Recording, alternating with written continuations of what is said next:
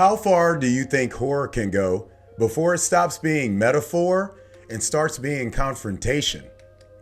What's up, horror fam? This is the Final Cut, your daily pulse in horror. I'm Travis, bringing you the story shaping the genre, the industry, and the culture around it.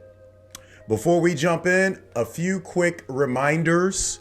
Over at GRUV, today is the final day of the John Carpenter birthday sale. This is your last chance to grab essentials from Carpenter's catalog, films he directed, scored, wrote, or inspired before the sale disappears tonight. And I believe that's at 9 p.m. At Fanatical, also don't forget at GRUV, the It Welcome to Derry complete first season May pre-order is live, available May 5th.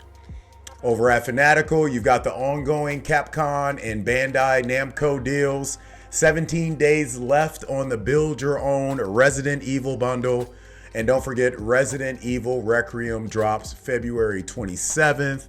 Already 18% off. If you don't want to miss these deals and you're not always watching the show, which you should be, sign up for the Fanatical newsletter so you never miss these windows. All right, let's move into today's top stories. All right, so I was trying to get some confirmation on this last night because it seemed like it was pretty much a done deal. Of course, the announcement wasn't made until yesterday morning, but it looks like one of the first real done Sundance deals of the year is already taking shape, and it's a heavy one. Neon is finalizing the talks to acquire Leviticus, which I believe by now they have. A conversion therapy horror film that premiered in the Midnight section and immediately became one of the festival's most talked about titles. I heard a friend of mine said this is the anti-heated rivalry. Come on now. That should perk you up a little bit. Written and directed by Adrian Chirella. Hope I said that right. Leviticus follows two star-crossed teenage boys hunted by a violent entity that takes the form of the person they desired most, each other. And that's why a lot of people are kind of giving it the It Follows type of appeal to it. It's a premise that weaponizes intimacy, identity, and repression, and critics haven't shied away from the impact. The Guardian called it a standout across multiple overcrowded horror subgenres, while the folks at IndieWire compared its energy to It Follows, there you go, filtered through queer desire and institutional violence. What's notable here isn't just the film, it's the timing. Sundance sales have been slow, cautious, and risk-averse this year. Leviticus cutting through that fog says something about where Neon sees the future of genre. Political, confrontational, and emotionally dangerous. My question for you guys is, do you think horror films like Leviticus work better in the indie space? Or should studios be taking bigger swings on films this raw? Look, my main person, she know who she is in LA, that's up in Sundance right now. The first thing I asked her about Leviticus is the mainstream appeal. She gave me a shrug, so we'll see. Let me know your answer or your thoughts to these in the comments ahead. All right, this next one pretty much pulled straight from my childhood. Before we knew of found footage, before we knew of S-Video and late night Tokyo horror television, we had Faces of Death. One of the most infamous titles in horror history is back, sort of, and it's not playing by the old rules.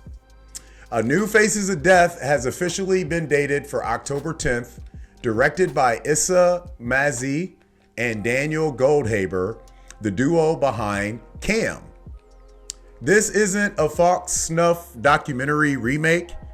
Instead, the story centers on a content moderator for a YouTube-like platform who uncovers a group of recreating murders from the original film. Raising the modern question, are the deaths real or manufactured for clicks?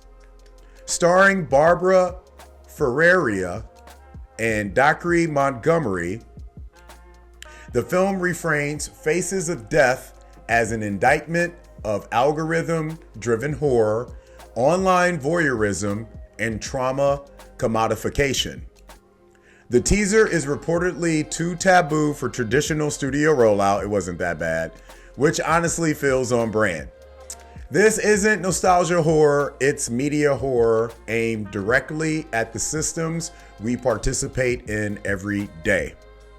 My question for you guys is, does updating Faces of Death for the digital age make it more disturbing, or does it risk dulling what made it infamous? Let me know your answers in the comments ahead. And finally, let's end on something weird and honestly kind of brilliant. Austin-based fragrance house, which I'm going to have to now visit when I go down for South by Southwest, I believe it's Xyrena, has launched Stubbs, the first ever air freshener trading cards built entirely around officially licensed horror and genre films. Each Stubbs release pairs a scent with a retro trading card style design, detachable, collectible, and compatible with binders and sleeves. Titles include The Texas Chainsaw Massacre, Creepshow, Sleepaway Camp, Jaws, Nosferatu, and more. Each matched with a strangely specific scent profile.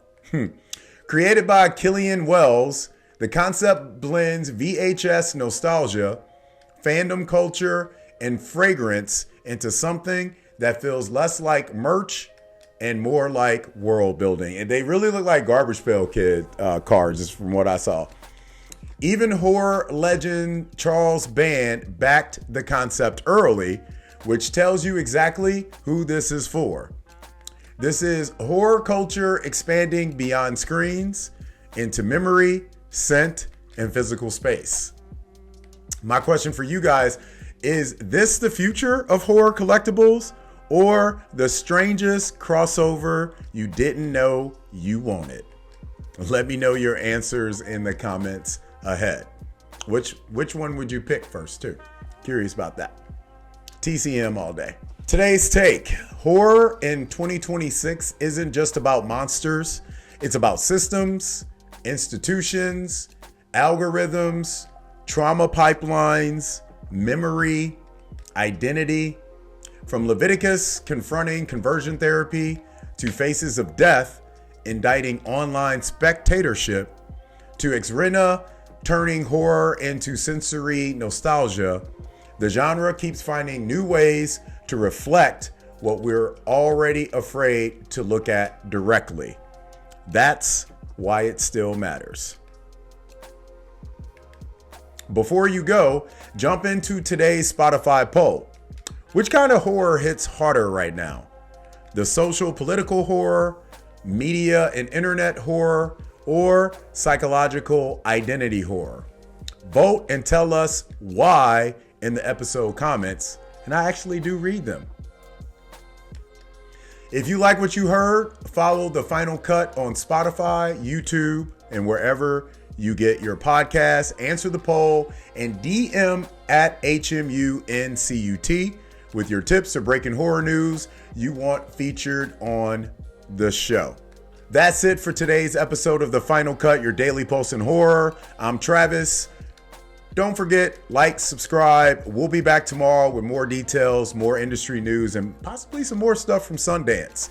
But until then, you guys know the drill. Keep the lights on.